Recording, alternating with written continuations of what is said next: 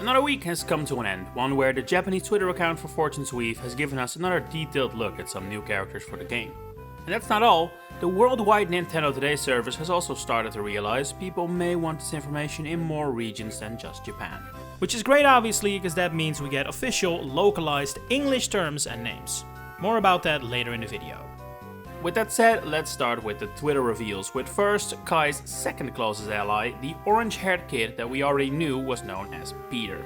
Just like Tiara and Kai, he is 15 years old, and he and Kai grew up close as brothers back in Rabaira village. It's said Peter has incredible eyesight, so good in fact that he can see the stars during the day. Let's hope that's a tad exaggerated, otherwise Peter might genuinely be superhuman. That said, as we'll tackle that later, this trait of his is actually reflected in his gameplay kit as well, which is always great when Fire Emblem does that. As you might expect from someone with eyes like a telescope, Peter is an archer and an outstanding one at that, although his timid and kind nature hold him back from his true potential. Interesting wording that. Sounds to me like something will happen throughout the story that will cause Peter to shed his timid and kind nature. His likes include his mother's cooking, cloud watching, missed opportunity to make that stargazing, and a Ginji fruit. This is a non-existent type of fruit, it's not real, but I think we can safely assume it's the fruit he's holding a bag of in his portrait. Which I suppose means that Peter will always and everywhere be holding a bag of fruit while talking. It's part of his portrait after all. Heroic Games victory ceremony, fruit bag. As support confession scene, fruit bag. Kai's funeral, fruit bag. Yeah, he likes it alright.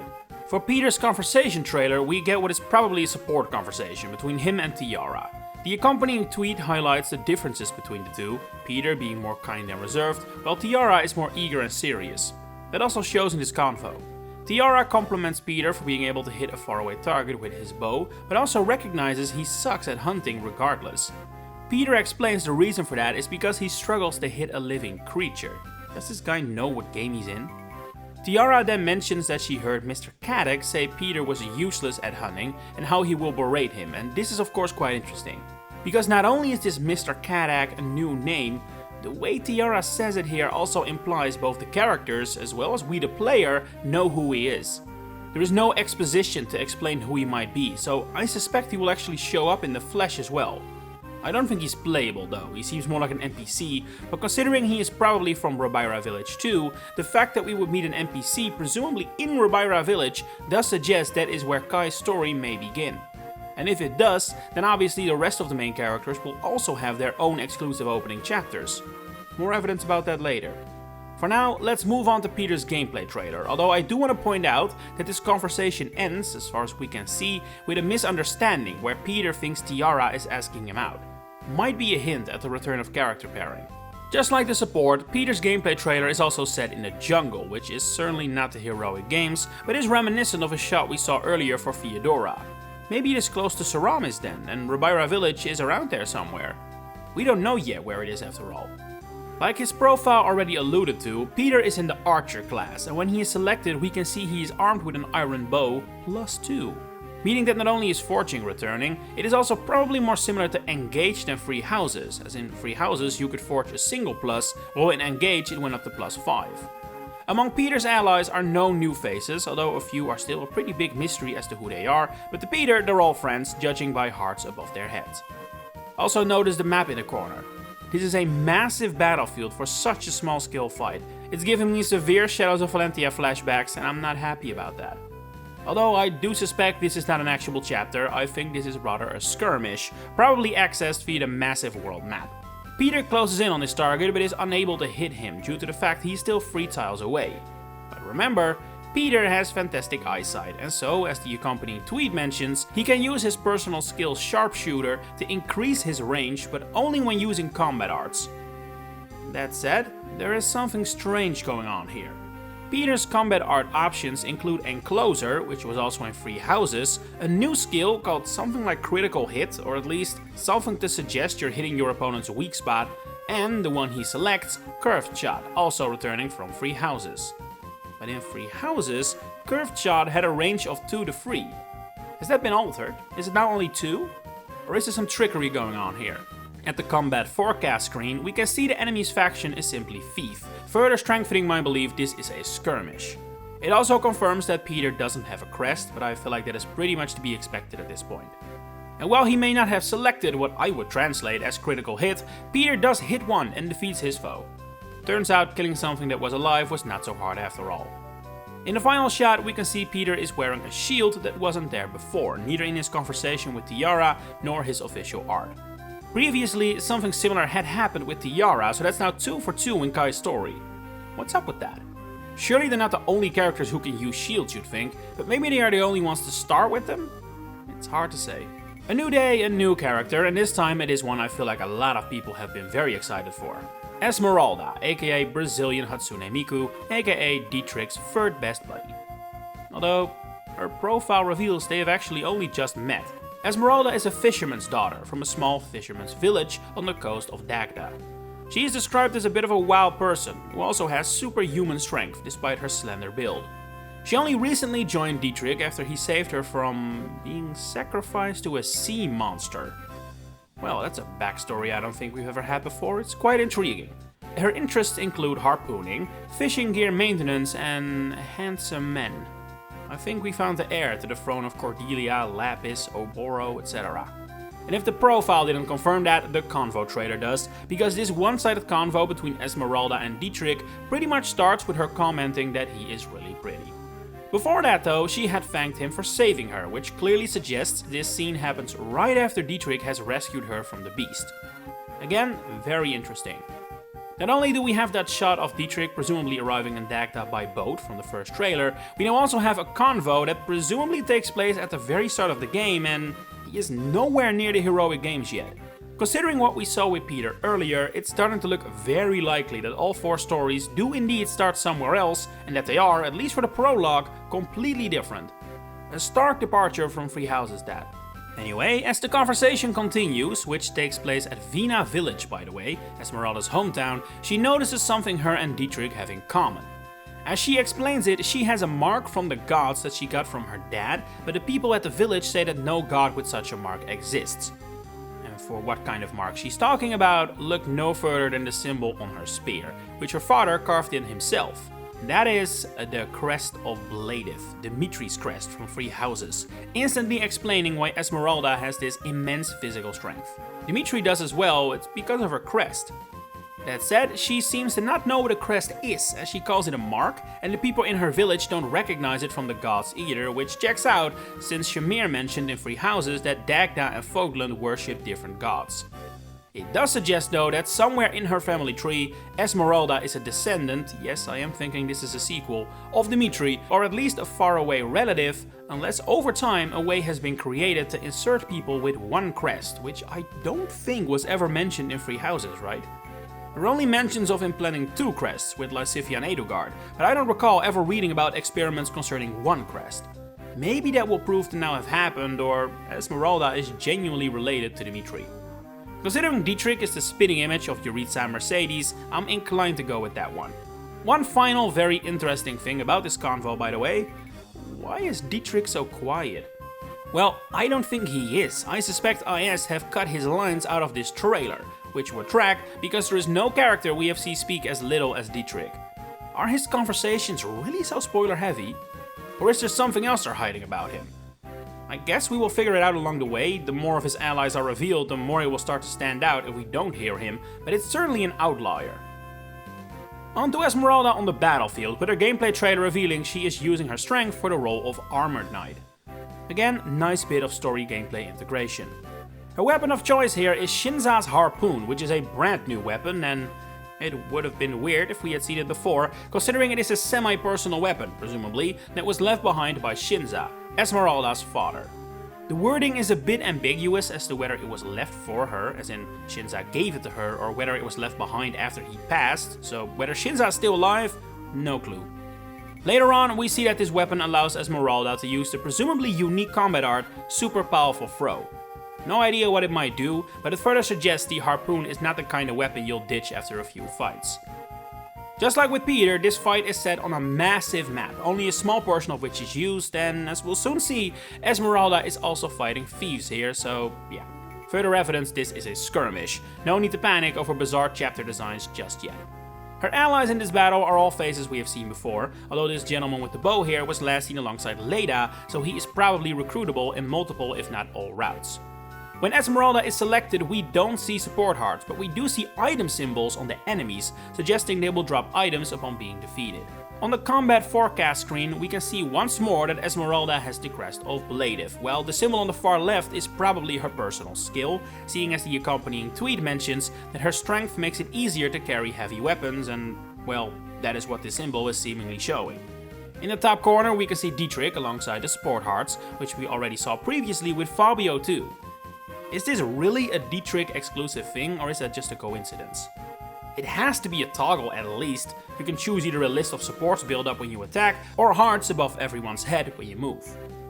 When Esmeralda attacks, we also get revealed what the second of her skill symbols was for, a new skill called Javelin Expert. Seeing as Esmeralda is attacking from range here, I would assume it does something like boost her power when attacking from range with a lance. After her sublime victory, Esmeralda gets to claim the item from her fallen foe, which is a new item called Resonance Stone or something, 3 of which are collected. According to the description of the item here, these materials are used to enhance combat arts. Well, that is new. Partly, because combat arts could actually be leveled up in Fodlan before, but only in Free Hopes. Not the game I was expecting IS to take lessons from, but it appears I was wrong. Finally, Esmeralda and Dimitri gain support points, of course, since they're adjacent. She'll be so happy. And for our next reveal, this is Tobias, another of Feodora's closest allies. He and Bonaparte are constantly seen by her side, which makes sense when we learn that, just like Bonaparte, he is a general of Saramis. Known for his strength, strong defense and tough character, he refers to Queen Feodora as young lady or something along those lines. Always have to wait and see what localization does with something like that. Just like Bonaparte, he has been serving the country since the previous king, who I assume is Feodora's father, and has achieved many feats on the battlefield. He is however not very smart and has a bad memory, which basically confirms what I theorized last week: Bonaparte is the brain, he is the brawn.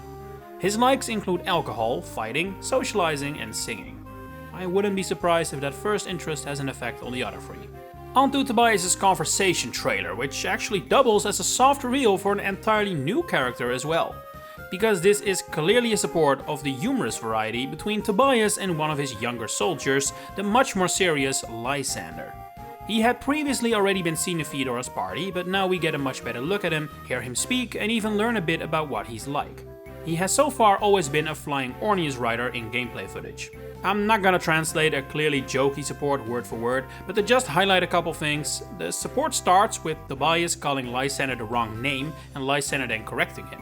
It says something about both of them, I think. Tobias that he wouldn't remember, Lysander that he feels inclined to correct his superior. Tobias has tasked his underling with carrying crates, which soon prove to not be filled with supplies like Lysander thought, but instead bottles of wine for personal use. Tobias offers him a few as a reward, which Lysander declines, again showing he is arguably more dedicated to his craft than the general himself, before Tobias explains in great detail that he absolutely loves wine and drinks it like it's water, which is an absolute shock to hear for Lysander.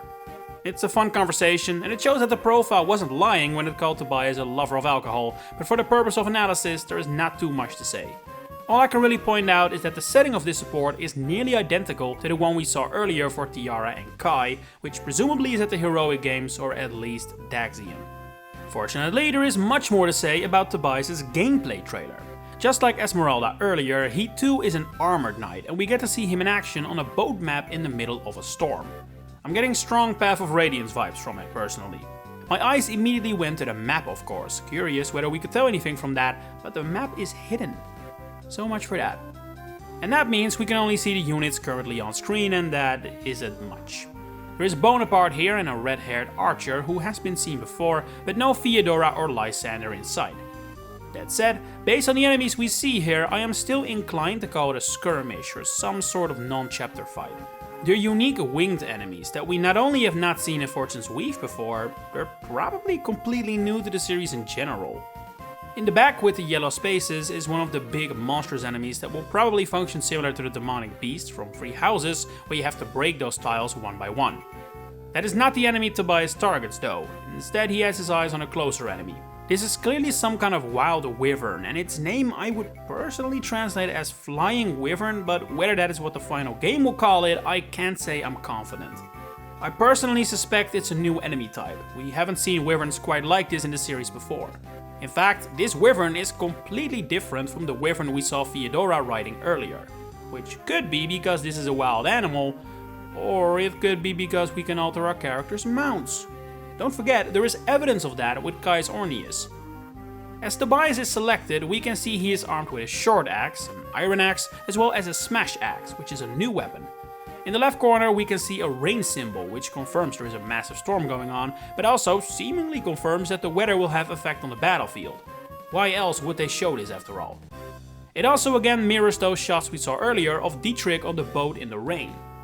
Wouldn't surprise me if this is a skirmish version of that same map, which means this could prove to also be the map used for when Dimitri presumably fights the sea monster Esmeralda is being sacrificed to.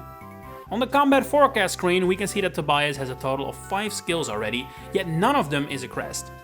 He doesn't need one to hit another critical hit and take out the wyvern, which rewards him with an item. Flying wyvern meat, or something along those lines. Interestingly enough, the wyvern he just slayed did not have the item symbol next to it, which could be because it didn't actually carry and then drop its meat. It's more like a possible drop every time you defeat a wyvern. That's speculation though, I don't know. Tobias doesn't seem like the type to have skills that could trigger this at least. The text underneath the meat doesn't tell us what you can do with it, it's just flavor text, but I would be shocked if the answer isn't cooking. And finally, a little look at the tidbits confirmed on Nintendo today. Starting on Wednesday, a profile went up for Kai, which was the first one the Japanese Twitter account started with. It doesn't have any new information of course, but going forward it will reveal the voice actors and localized names for the characters, so we have that to look forward to, as well as localized versions of some of the short trailers. For example, Kai's reveals that the enemy faction that was called Brotherhood member in his Japanese trailer will be known in the West as Sister of Bragantia. Bragantia is a location, a city or a town, seen on the map to be located in Melius. Kai's voice actor was also officially revealed to be Zeno Robinson, who you may know as Fogado from Engage. That was already strongly suspected though, this is not the biggest reveal yet. A day later, Dietrich's voice actor was revealed to be Sander Mobus, who has done some light work in the series before, like Heroes and Warriors, but this is the first time he shows up in a big mainline Fire Emblem game. He is also the announcer of Super Smash Bros. Ultimate and the voice of Joker from Persona 5. In his trailer we get confirmation of several localized names that are one-for-one translated from Japanese. The enemy faction with the bride, remember those? Their English name is Bride's Companion. Furthermore, Dietrich has a new combat art known as Lightning Strike, which I wrongly theorized may be Thunderclap, but that isn't the case. Due to some different positioning, we now also get a much better look at the portrait for the boss of this chapter. It appears to be a guy with facial marks and a mohawk. Don't think you should expect him to be recruitable. And lastly for this week, Theodora is confirmed to be voiced by Shara Kirby. She hasn't really had that many high profile roles yet, and her only Fire Emblem credit is as Ganglud in Heroes, so she'll probably be a new voice for many of us, but so far she sounds great as Theodora. By the time I'm making this video, her trailer isn't up yet, and if I wait for that I won't be able to finish this video in time, but if something truly shocking is in there, I'll talk about it next week. But for now, how do you feel about our 3 new characters? Share it in the comments below. If you enjoyed this video, please consider giving it a like and subscribing, and if you're also interested in either the Pokemon or Mario series, you may want to check out my other channels, Pichupedia and Beyondapedia. Links are in the description. For now, thanks for watching and enjoy the rest of your day.